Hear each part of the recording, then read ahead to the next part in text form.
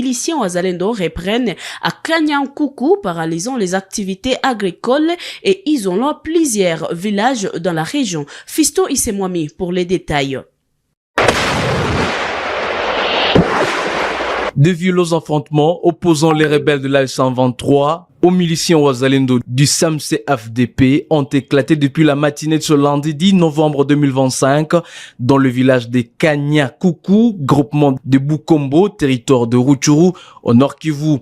Selon les premières informations, les hostilités ont commencé dans la nuit de dimanche à lundi à la suite d'une opération militaire de l'A123. Des tirs d'armes lourdes et des explosions d'obus ont été entendus jusque dans la matinée à une quinzaine de kilomètres du centre de Kichanga. Les rebelles poursuivent leurs opérations dans Kanyankoukou et plusieurs villages environnants visant à neutraliser les wazalendo encore présents dans la région.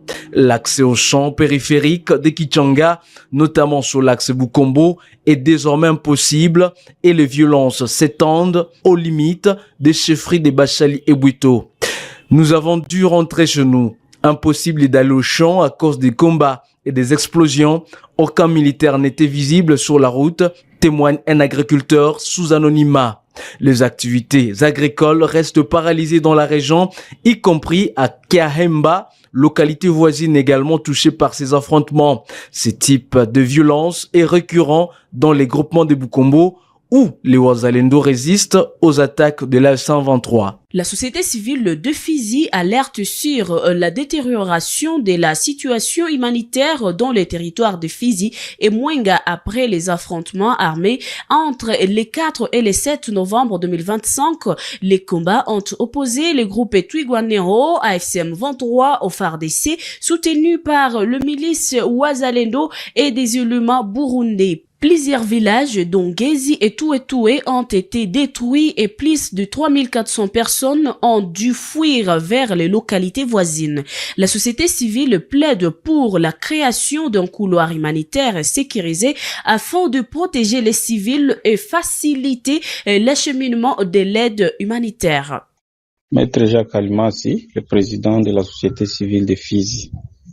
En fait, nous venons d'alerter à travers une note de plaidoyer que nous adressons au gouvernement congolais et ses partenaires par rapport à la situation humanitaire, mais également par rapport au mouvement des populations après les affrontements dans les hauts plateaux du territoire de Fizi et de Mwenga, dans les villages d'Engeji, Point Zéro, Kitashi et Touetoué, entre les groupes armés Twigwaneho qui est en collaboration avec les M23 et qui est soutenu par les Rwandais et les Reds Tabara contre les groupes armés FABB dirigés par Kakubanya et Ngomanzito en coalition avec les FARDC.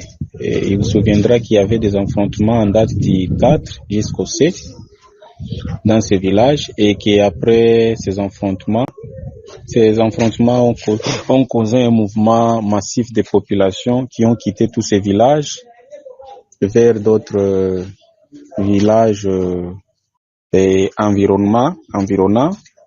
Et au total, au moins, nous avions compté 3452 déplacés qui ont vidé ou qui ont quitté leurs villages respectifs vers d'autres villages aux alentours, dont précisément dans le village Bikiaka, les villages Anunga, les villages Kangouli, les villages Bilende et les villages Kangouli où tous ces déplacés se retrouvent. Et ces affrontements ont causé les dégâts matériels, comme par exemple dans le village de Ngezi. Toutes les maisons ont été dévastées, donc brûlées par les belligérants. Mais également dans le village de Touetoué, où le centre de santé des villages de Touetoué a été détruit et tous les matériels importants, les matériels médicaux importants ont été dépouillés par les belligérants au conflit. Et cette situation vraiment engendre une crise humanitaire qui ne dit pas son nom. Et au-delà de ça, nous avions montré dans notre note de plaidoyer la situation aujourd'hui du village Minembwe, où la population est vraiment délaissée à leur triste sort. Depuis le mois de février, dès lors que ce village a été pris ou tombé entre les mains de Twirwaneho M23 et Red Tabara, la population n'a pas une voie d'entrée ou voie de sortie. Ils ont du mal même à se procurer les vivres et à nos vivres. Ils sont taxés à être collaborants tantôt des FARDC, tantôt ils sont en train d'être taxés collaborants des M23. Cette situation vraiment engendre une crise humanitaire à outrance. Et c'est pourquoi nous avions sollicité non seulement au gouvernement congolais et ses partenaires de faciliter les couloirs humanitaires pour que l'assistance arrive à Minembwe, mais également assister les déplacés des affrontements, des récents affrontements qui se trouvent à Kankouli, comme j'ai cité tous les villages là. Et nous avions demandé quand même aux parties prenantes en conflit de pouvoir respecter les cessez-le-feu, de pouvoir respecter les engagements qu'ils ont pris dans le processus de paix en Amérique et à Doha.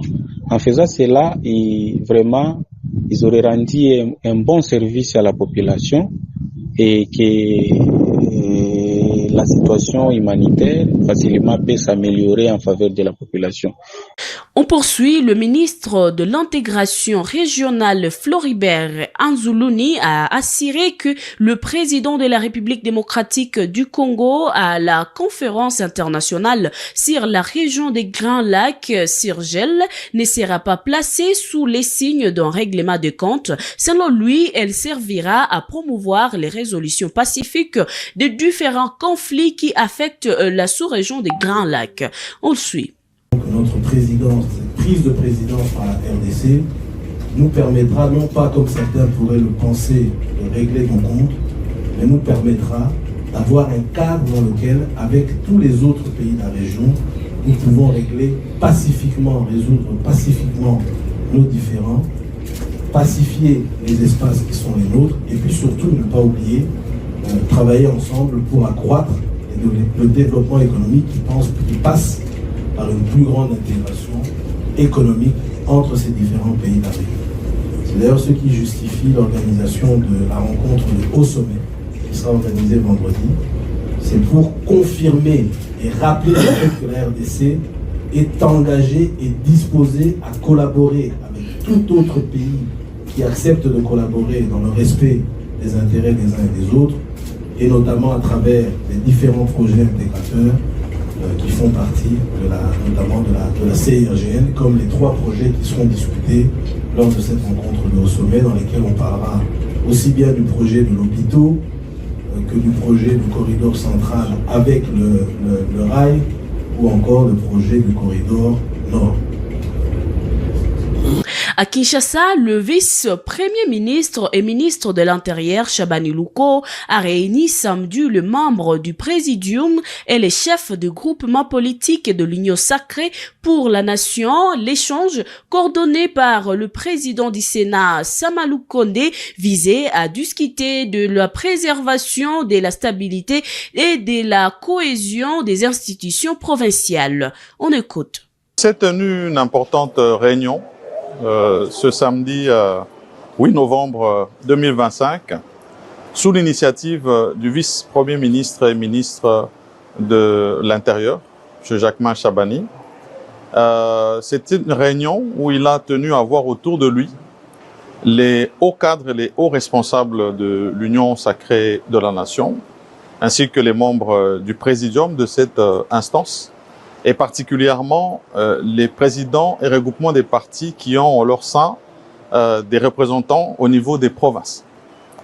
Et il y a quelques jours, il a tenu une importante réunion où il avait en face de lui les responsables des assemblées provinciales ainsi que des gouvernements provinciaux. Il était question de répondre à un vœu de son Excellence, Monsieur le Président de la République, Monsieur Félix-Antoine Tshisekedi Tshilombo, qui a vraiment à cœur la paix et la sécurité de notre pays et qui a voulu aussi que, au niveau des provinces, nous puissions observer une stabilité. Stabilité voulue dans cette période sécuritaire particulière. Et on relaie à cette réunion avec les institutions provinciales et les gouvernements provinciaux, à voir aussi les responsables des groupes politiques et des grands regroupements, de manière à ce que ce message soit relayé. C'est une réunion qui s'est tenue vraiment dans la convivialité, où nous avons abordé vraiment dans le fond ces questions pertinentes qui concernent justement ces provinces. Et nous sommes tous ressortis avec le vœu, effectivement, de voir leur stabilité et d'accompagner ces institutions provinciales qui ont dans leur mission régalienne aussi de veiller au bon fonctionnement de nos provinces et donc de répondre aux attentes de nos concitoyens. Le seul mot que nous voulons donner ici aux députés provinciaux, c'est de répondre à ce vœu de paix et de stabilité de nos provinces. Bien sûr, moi, en tant que membre de l'Union sacrée, je ne peux que rappeler que pour la plupart de ces assemblées où justement c'est l'Union sacrée qui a la majorité, nous avons eu un congrès récemment et même des actes d'engagement de loyauté à la haute autorité. Et il n'est que de notre devoir d'accompagner cette haute autorité sur ce chemin de la paix et de la stabilité qu'il recherche tous les jours et pour lesquels il n'a cessé de multiplier des actions tant diplomatiques qu'ici en interne pour garantir cette paix et cette sécurité. Le parti En Vol a exprimé son opposition à toute tentative de modification de la constitution de la RDC dans une matinée politique dimanche au camp Luka à Kinshasa. Merdi Mazengo, porte-parole provincial, a averti que cette initiative pourrait freiner la démocratie et compromettre le processus de paix. Il a appelé au respect du calendrier électoral de 2028 et demande au président Tshisekedi de se concentrer sur la réhabilitation des routes, l'électricité, l'eau potable et la restauration de la paix à l'est du pays.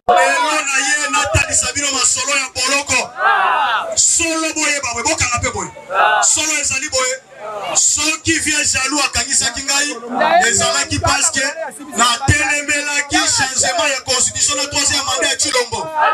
Pour pendant qui comme on a na bilili, on a quartier Tongo Nyoso. Ko telemela, ko boya, makambo ya changement ya constitution.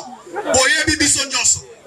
Changement ya constitution, donc troisième mandat à Tshisekedi et ko boma mboka, et ko kabola mboka. Lelo yo. Viens jaloux et Sigazali, aye baboy. Aye bisa, nandeko Tshilombo.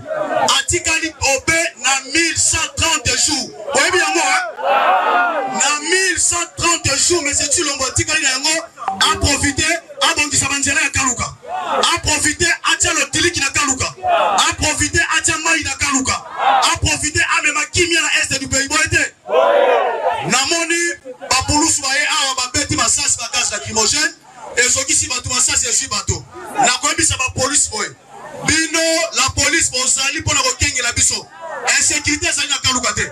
Insécurité sali na est du pays. Ceux qui vont libre bête massas, on va mettre la Congolais, on va mettre la boule massas na est. Regardez. Ceux qui vont libre bête massas, maquille ne cobette la boule massas na est na Kalukate. Na ko continue na koloba boy. Kaluka oye. Kaluka oye. On est délice sanga oye. En tout cas, on a songi déjà. Viens jaloux aye bakenga ici na songi. Na koti ma bene. Est-ce que moto repek sa moto kota na Kaluka? Toyo kana malamu. Ngaye pa ina biso za na balabala ya Kongo. Papa na ngai vie sa iko boye bien malamu. Est-ce que bino ko ndima moto moko ndima pe kisanga ile kota Kaluka? Moto moko ye sali nani? Est-ce Kaluka za lopongo? Tata to mama na yetikira kiye. Solo bolakisi makasi. bolakisi ke bozali mibali obangi intimidation ba policier te tokomi esika yango lelo ezali mokolo esengo tosepela tobina pamba te tolongi etumba oyo. Merci mingi bandeko ya Kaluka naye esi nasongi tokokontinue combat ya kotelemela changement ya constitution na troisième mandat Tshilombo boyete. Le gouverneur de la ville-province de Kinshasa, Daniel Bumba, a lancé l'opération Kinshasa et Zobonga pour assainir et embellir la capitale. La première phase cible les grandes artères du boulevard Lumumba à Kintambo avec nettoyage des déchets, curage des caniveaux et démolition de marchés anarchiques. Bon, les lots kopesa moins vitesse dans le cadre de campagne norme en milieu urbain depuis l'année passée. Tous 8 ans, on sensibilisé tout makasi sur balaba les ONZT. On va n'importe comment, il faut pas se comporter selon les normes dans le milieu urbain. Si on a le long sur le boulevard Lumumba, le marché pirate est tenu de bout en bout. Et on a ça l'opération, il y a salubrité. Parce que le marché est allé pour générer salité belée. Mais il faudra mentalité à la bien. Il faut changer mentalité. Il faut boire n'importe comment. Il faut côté dans le trottoir. Côté dans le trottoir, il y a que bateau. Moi, je vais la sur le trottoir. Il y a occasionner aussi un embouteillage. Donc, il y a rectifier ça société. Donc, il y a une vitesse supérieure. Vous avez informé, pour le mieux la tête. À Lubumbashi, le maire ad intérim Patrick Kamfwimbi a intensifié les opérations d'assainissement au centre-ville commercial. Les services urbains ont évacué les déchets accumulés et procédé à un curage en profondeur des avenues dans le but d'améliorer la propreté et la sécurité des espaces publics. Ensuite, des déchets ont été retirés de plusieurs artères du centre-ville commercial de Lubumbashi sous la supervision du maire AI de la ville de Lubumbashi, Patrick Kamfwimbi. Les axes routiers, autrefois obstrués, viennent de bénéficier d'un curage en profondeur effectué par le service d'assainissement de l'hôtel de ville. Parallèlement, les ordures entassées en désordre par des vendeurs ambulants ont été ramassées systématiquement par les mêmes services. Déterminé à restaurer l'image de la ville, Patrick Kamfwimbi ne relâche pas ses efforts et réaffirme sa volonté de faire de Lubumbashi une ville propre et salubre.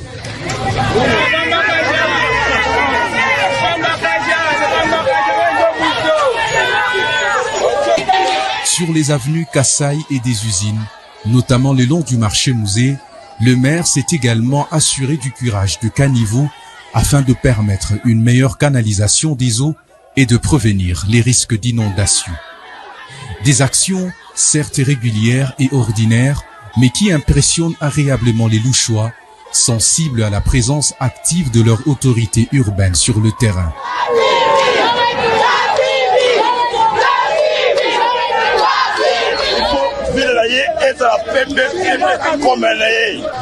Dans les environs du marché musée, sur l'avenue Sendwe, un peu plus loin vers les camps Major Vangu, plusieurs volontaires ont saisi le message du maire et ont décidé de s'associer à ces efforts collectifs pour l'assainissement de leur cadre de vie.